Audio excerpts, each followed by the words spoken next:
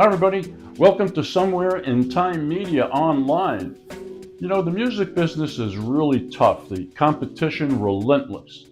So, how does someone go about getting noticed? Well, today we're going to talk with an artist that figured that out, great country western artist, Jon Rogalia. Hey, John, it's really good to be with you today. So, tell us, how does a upper New York State country boy get to be a country star? Hey Jeff, great question. Thanks for having me. I don't know if I ever set out to become a country music star. I grew up living the life that those songs talked about, I guess. So I grew up in upstate New York, and I'm still in upstate New York. And it's not Nashville, it's not New York City. It's fields, it's small towns, it's long days at work, 9 to 5s. That's the community that I grew up in. And at night, music is how people connected. You go out to your local dive bar and you go listen to some songs. And in that part of country music, the storytelling, the honesty was always around me. I was living country music, honestly. So when I first started playing, I would play anywhere that would have me. I would play all the local dive bars that I would frequent. Small rooms, and those places never really expected much out of the artist. You really were just kind of background noise, and you had to earn every bit of attention in the room. So when heads started to turn, and you were able to do that in the room, I fell in love with that feeling. So over time, I realized that it really wasn't about where you're from. Everybody told me pack up and move to Nashville, and I found out when I did go to Nashville, and I've been to Nashville multiple times, it's not really about where you're from. It's about what you're saying in your songs. And country music at its core is about real life. And so I started writing about the things that I was living. So I just built it one song at a time, one show at a time, one relationship at a time. Didn't take any shortcuts. I probably did it the hardest way possible. There's no big machine behind this whole thing. It's, just showing up every day and doing the work and really being dedicated to something that you love. And somewhere along the way, people started listening to that. So I still see myself as the same kid from upstate New York. And the only difference now is I think a lot more people are hearing my story and listening to the songs. So I think I'm going to keep doing that. And hopefully it keeps pushing me into the, as you say, at the country music star category. So I think that's the best answer for that. Well, it's very interesting that you should say that, John, because the path of discovery from the time that you first realize that you have a talent for something and that you want to pursue that until you eventually get it to the point where it starts to manifest and ripen, that's an amazing path. And I experienced something very similar to it when I was with the Gaslight Singers. I was 19 years old. We were in this group, this folk music group back in the 60s, played mostly at the colleges. And then all of a sudden, we were discovered, signed to Mercury Records, and the rest of it was history. And that experience, that took about a year or so. That experience was amazing. And so I definitely understand where you're coming from. So when you think about it, what do you find most interesting about the path that you've taken so far, and to what do you attribute to the success that you've had? I think the part I enjoy the most is that I've worked my ass off, and none of this was really handed to me. I mean, every step of the way, throughout my music career, every show, every song, every opportunity, every relationship, it was built the hard way. It came from showing up and doing the work and being there every day, even when nobody was watching, really. And that's kind of the hardest part for specifically independent artists. And I'm sure that the other artists can hear me on that. But there's something about that you can't fake and you can't replace it. Yeah, and I would think that one of the best parts about all of this are the people that you meet. I've gotten to build real relationships along the way, and the guys I write with, and the musicians that I play with, and the people who come out to the shows and actually, come up and request my original songs. And that's the part that sticks with you, I think, the most. um and as far as success, I'm proud of what I've done. I really am. But for me, success is being able to keep doing this every single day. To keep writing songs that means something to not only myself, but to the listeners, and to keep connecting with people while I do it. It's a way to keep it all honest and to keep real life honest. And that's what country music's all about. So I think the biggest thing is I didn't have to become anyone else.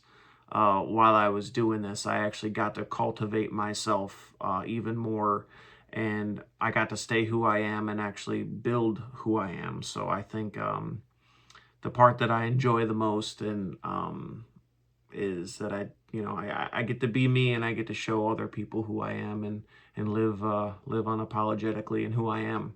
And I guess that's the part of, the best part, and I get to share it with all the listeners and people like yourself. So, yeah. Okay, John, it's time to show off your talents, and we're going to do that by playing a video of a performance that you gave with the Swamp Boys at the Albert House, singing Give Me Three Steps. I really enjoyed the performance. I think everybody will. So let's have a look. Excuse me.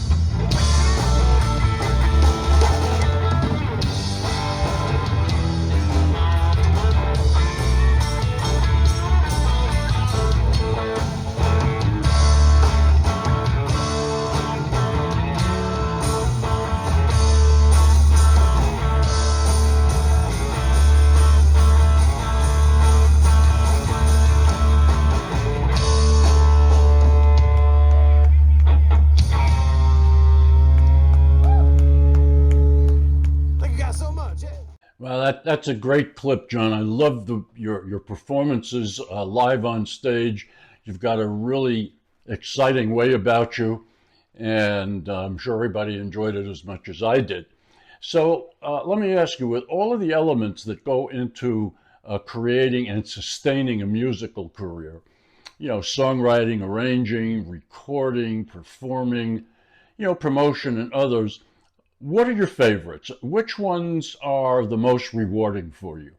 Yeah, so there's a lot that goes into this. There's a lot that goes into making music and writing songs and stuff like that. And I've come to appreciate it all because it takes all of it in order for this whole thing to work. So, but I guess if I had to pick one, I guess it would be songwriting, because for me, that's where it all starts. It's the moment where it's, just me and a guitar or a piano and something real that I'm just trying to hold on to long enough to turn it into a song.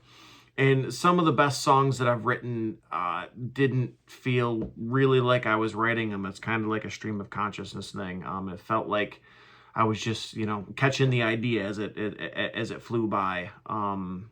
But I would also say performing is up there, is right up there with it, because that's where, you get to take the song and then you actually get to bring it to life. And whether it's playing it, by myself or with a full band, I get to see the room, I get to see the people that I'm talking to, and when they lean in and they really listen to the songs, and when it connects, that feeling, you don't really get anywhere else. It's kind of like after you get done writing the song, the appreciation that comes from it is kind of like the reward.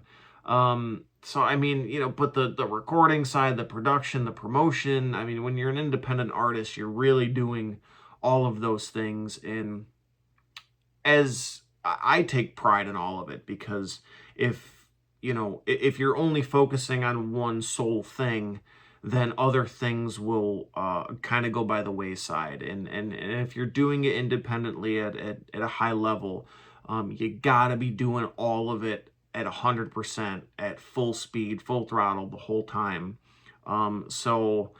Or you're not serving the songs that you're writing, and you're not serving your career, and you're not serving yourself. And so I guess for me it starts with it starts with the songwriting, but it really does go all the way right up to the top. But I guess if I had to pick a favorite, it would be the songwriting, because that's kind of where it all starts for me. So yeah, I think that would songwriting. Yeah, absolutely. Well, there's nothing like songwriting. I can understand that, John. I wish I could write one. I just can't. But instead of songwriting, I think one of our favorites is song singing. So how about doing a song for us? Yeah, absolutely. And I have one that's perfect for this. It's my latest release called This Side of Heaven, and it's the title track off the album, actually. And it's meant for moments like this, that kind of stripped down acoustic thing. And on the album itself, which I hope you all go listen to, it's called This Side of Heaven. And it's really meant to kind of bring you guys on the front porch. It was written on a front porch. It was written between between those quiet moments, and it's really talking about how we really cherish the times that we're spending, and life can get a little crazy sometimes. So you got to cherish the little tiny moments and live in the now. Quit trying to search for heaven. We often miss the fact that it's right here sometimes. So this one's called This Side of Heaven. Now grab a guitar. Here we go.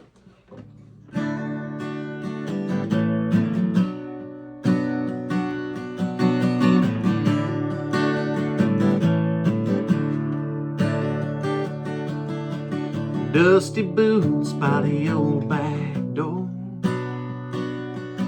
got a hole in my soul, I can't wear 'em no more. My old six string is out of tune, seems the whole wide world's gone to hell too soon. Sunrise comes but the feeling's gone, just me and the echoes of this old sad song. Another day, another hill to climb, chasing a feeling I can't leave behind. Because I ain't found a better place to be than this side of heaven with you next to me. No golden gates, no streets of pearl, just a front porch swing and my favorite girl. The road gets long and the river runs deep. We got promises to break and some to keep. But I'll keep walking through the blinding rain. With you by my side, I find my way again. Because I ain't found a better place to be than this side of heaven with you next to me. No golden gates, no streets of pearl, just a front porch swing and my favorite girl. And they talk about forever, a long sweet dream. I'll take my time by a country stream with you, just you. I don't need no more than the love we share forevermore. Cause I ain't found a better place to be than this side of heaven with you next to me. No golden gates, no streets of pearl, just a front porch swing and my favorite girl. Cause I ain't found a better place to be than this side of heaven with you next to me. No golden gates, no streets of pearl, just a front porch swing and my favorite girl. Dusty boots by the old back door, this side of heaven on our old front porch. That one is called This Side of Heaven. So thank you so much for letting me share that with you guys. Hey, John, thanks. That was really great. This side of heaven, just pick up the old guitar and play it for us. Really appreciate it. I love the song. I love the whole album.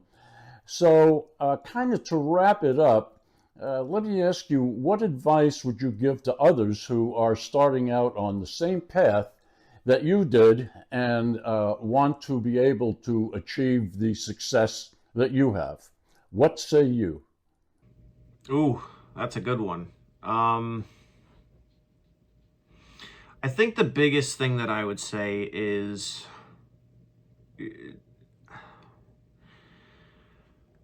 don't wait for permission. Because nobody came along and told me that it was time, or that I was ready, or or I should be doing it, or I shouldn't be doing. I just started playing. I started writing. I started putting things out there, and I learned as I went. There was a lot of things I didn't know, and there's still a lot of things I don't know, and you're never gonna know it all.